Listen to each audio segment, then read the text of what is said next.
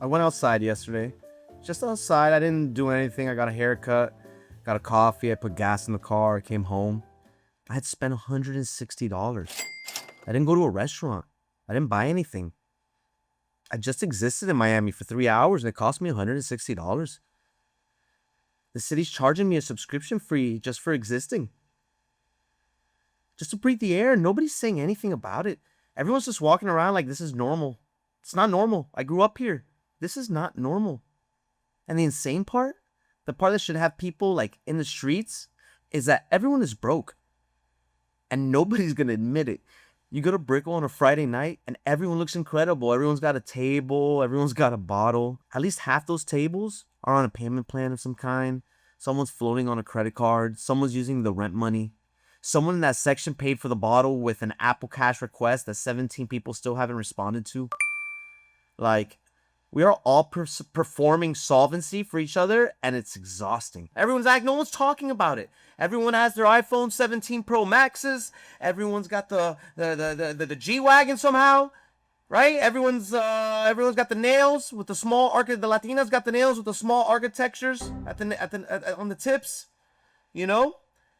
And I know for a fact that 60% of these people are one car repair payment away from having a serious conversation with God. Let's get right into it.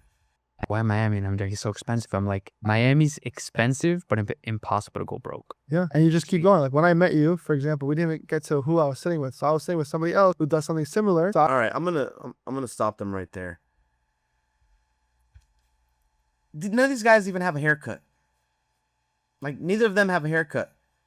Stop talking to me about like, and you're obviously not from Miami. Like that's a fact. Let me tell you something. I spent $60 for a haircut. And I'm supposed to tip on top of that. I tipped him $15.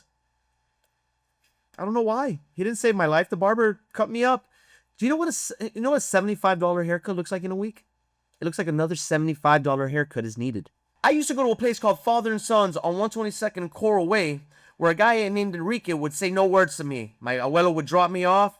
I would enter the establishment. I would sit down. He'd give me a cold, stern look. Wouldn't say a freaking word to me. Put that thing around my neck and just start chopping away. Bam, bam, bam, bam, bam, bam, bam. Fade me up real clean. Would throw some alcohol in the back of my neck that would just, scare me of not being a good Christian, God-fearing man, because that's probably what hell felt like, the back of my neck at 11 years old, getting faded at Father and Sons. If the haircut was $15, I'd give my barber $5 tip. My abuelo would pick me up and he'd complain to me. He's like, how could you give him a whole $5? That's not 10, 15%. Now I'm tipping almost near 50%. Not that one particular time, but close enough, right? Like, the barber showed me the back after I was done with the little mirror. When he moves and spins around, like, bro, I can't see that. I said it looked good. Tipped him $15. I'm scared. At Starbucks, a barista looks at me. I get scared and I tip. Tipping is insane. That's another thing. But those guys don't even have haircuts. Don't listen to them. And don't listen to me. I can't afford one right now either way. You know what I mean? It's ridiculous. And let's talk about coffee in Miami. $14 for a coffee is not coffee. That's a consultation fee. They spelled my name wrong on the cup, and they usually do that at Starbucks anyways. On a $14 cup, I paid $14 to be called David wrong. You know who never paid $14 for a coffee? Every Cuban person who ever lived, because we understood that coffee is not an experience. It's fuel. You drink it in 4 seconds. You hope you don't shit yourself, and you get back to work. The cafe that I went to recently had a QR code. No prices on the QR code menu. That's how you know you're in trouble. When they hide the prices, that's the restaurant equivalent of someone saying we need to talk. As for contadito at one of these new places, they didn't know what it was. I'm in Miami. They don't know what a contadito is. Eggs are $8 now. Huevos, the thing that chickens that they just make automatically. Nobody had to design eggs. They just happen. It's $8 now. Publix BOGO is the only thing keeping the city like emotionally together. The moment they take away BOGO, Miami's gonna collapse. Like I always wonder that's the thing that you have to ask and you have to wonder to yourself is how are these girls here, right? What do they do to Miami's an expensive place, right? I pay $40,000 a month. Damn. In rent just for this place alone. Damn. The other place is I pay $60K a month. And how are these bitches in the same city? Well, I'll tell you clavicular how how some of these women are doing it. They have men like you paying for it. You know what I mean? Flying them out and taking care of them. I can't do that. I can't do that for somebody else. If I'm not doing it for my daughter, I'm definitely not doing it for some other woman. But I will tell you that I took myself out on a date and I just wanted to show myself some love. I went to an Italian restaurant. I'm not going to say the name. And I spent $95 for a pasta and a drink. Pasta is flour and water and good intentions. That's what it is. Pasta is flour, water, good intentions. And it's been feeding people for like 800 years. How is it $95 now? The automatic gratuity? Hate it.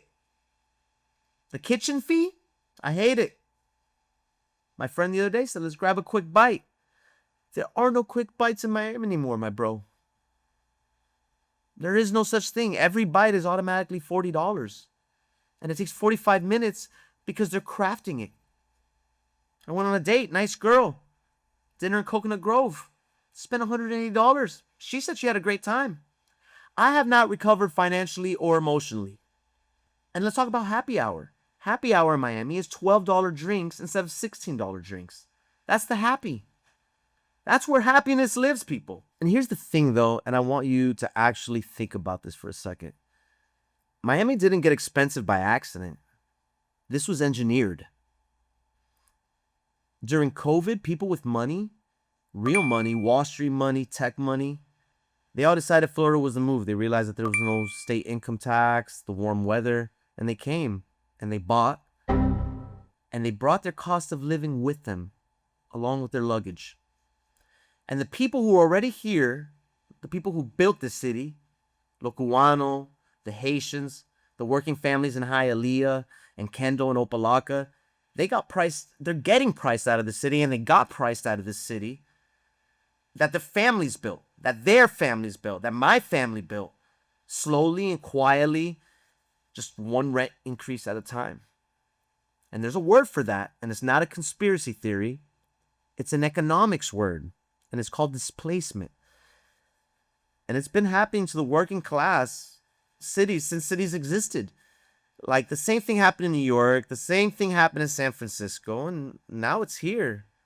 Now the $60 haircut isn't just expensive, it's a symptom. It means the barber had to raise his prices up because his price went up, which his rent went up, which went up because the building got sold to a developer who bought it because Miami became desirable, which happened because people with money decided that this was their next spot.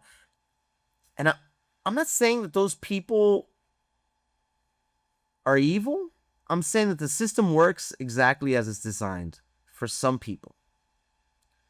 So the next time you're standing at a Publix register, watching the number go up and you feel that little flash of anxiety, that's not a personal failure. That's an accurate read of the situation, I'd say. The city's expensive because someone decided it should be, and nobody asked us.